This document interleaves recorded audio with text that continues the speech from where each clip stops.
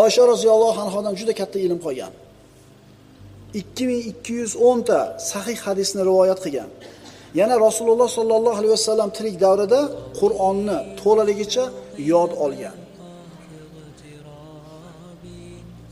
Oysha roziyallohu anhoning ayrim sifatlari. Oysha roziyallohu anho arablarning ayolga xos bo'lgan sifat bilan sifatlangan edi. Arablarning ayolda qanday sifat bor edi? Ular tez yetilardi.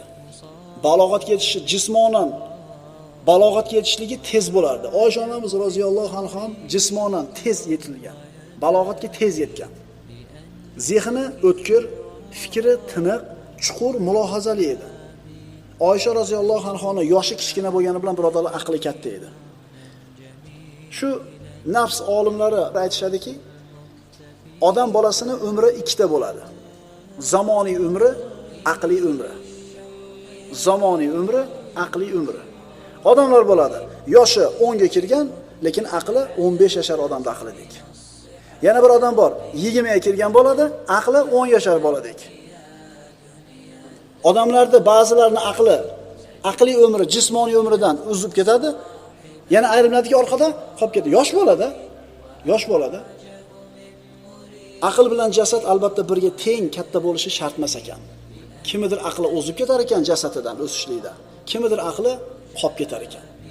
Oysha roziyallohu anha o'zi yoshi kichik bo'lgani bilan tez ulg'aydi.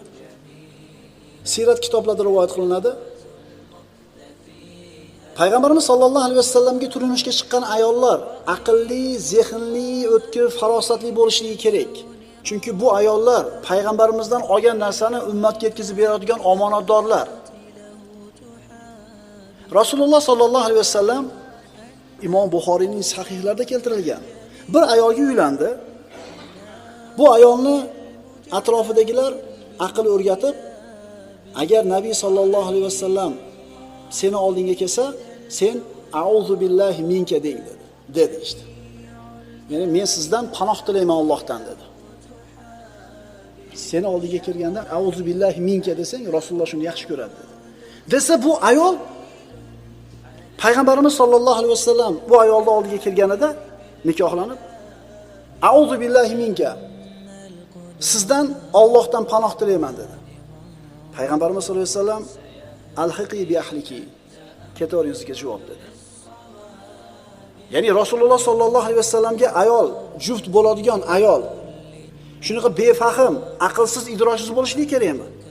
Kim nima desa ergashib ketaradigan bo'lsa, ertaga Rasululloh sollallohu alayhi vasallamdan eshitgan ilmni qanaqa qilib yetkazadi odamlarga?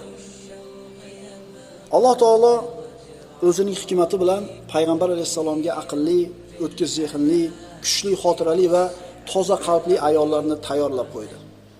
Yana aytiladiki, Oysha onamiz payg'ambarimizga juda yosh paytida juft bo'ldi, ayol bo'ldi. Hikmat nima? Hikmat shuki, bu vaqtda Oysha onamizning kallasi tamomiy dunyo tashvishlaridan bo'sh. Zehni toza, hech qanday narsa kallasini band qilmaydi. Agar mana shu yoshda juft bo'lmaganida payg'ambarimizga bunchalik katta ulkan ilmni, merosni olib qolishi mumkinmidi? Ilm musulmon hayotidagi eng muhim narsa, eng asosiy narsa. Rasulullohdan aytilgan har bitta so'z, qilingan har bitta fe'l bu ummatga yetkazilishi kerak bo'lgan omonat edi. Bu ayollarimiz mana shu omonatni yetkazishligi kerak edi. Demak, yana qaytarib aytamiz. Bu ayollarni payg'ambarimizga juft bo'lishligi Alloh taoloning xohishi edi. Oysha roziyallohu anha haqida ulamolarning aytgan ayrim so'zlari. Imom Zuhriy aytadi: agar Oysha roziyallohu anhoning ilmini qolgan ummahatul mu'mininlarning ilmi va boshqa hamma ayollarning ilmi bilan taqqoslansa, Oyshaning ilmi afzal bo'ladi. Ato ibn Abi Raboh aytadi: Oysha roziyallohu anha odamlarning eng faqihi, eng bilimdoni va ra'yi eng to'g'risi edi. Birodarlar, zaki odamlar bilan, farosatli, xushyor odamlar bilan birga yashash ne'mat.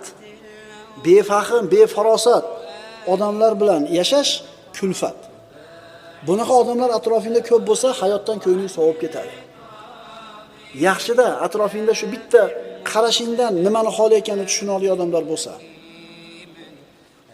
Kunlardan birida Imom Azam rahmatulloh alayh bomdod namozi haqida o'zini birodarlariga dars o'tib o'tirar edi. Bitta oyog'i og'riganidan orib, noiloj oyog'ini shunday uzatib o'tirardi hali odamlarga qaratib. Endi o'zini birodarlar o'rtada takallufi yo'q, muomalasi oddiy. Aka-ukadek bo'lib qolgan odamlar oyog'ini uzatib o'tirardi bunday qilib. Bir payt shu majlisga nihoyatda bir qomati kelishgan, chiroyli kiyingan, basavlat, bir soqolli bir kelishgan odam kirib keldi. Kelib o'tirdi. Imom Azam haligi odamni ko'rib bir olim, ilmli odam bo'lsa kerak dedi-da, hayo qilib oyog'ini tortib oldi. Dars nihoyasiga yetdi.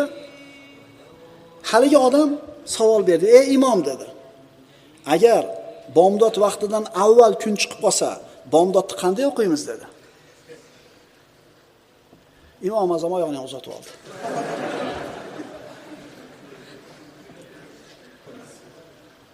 Atrofingda fahm farosatli, aqlli, xushli, fikrli odamlarda bo'lishligi ne'mat.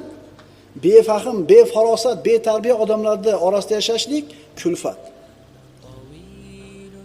Rasulullohning atrofida vafodor, fahm farosatli, xushyor, ixlosli, u zotni yaxshi ko'radigan kishilarni bo'lishi Alloh taoloning payg'ambarimizga ko'rsatgan rahmati edi. Shuning uchun birodarlar, agar biz Allohning huzuridagi martabamizni qanchalik ekanligini bilmoqchi bo'lsak, atrofimizdagi odamlarga qaraylik.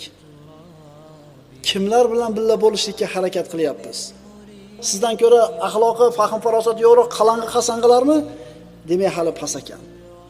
Atrofingizda oliyjanob, solih insonlar jamlanyaptimi? Tabiiy suratda. Demak, bu Alloh sizni erkalatganining alomati ekan.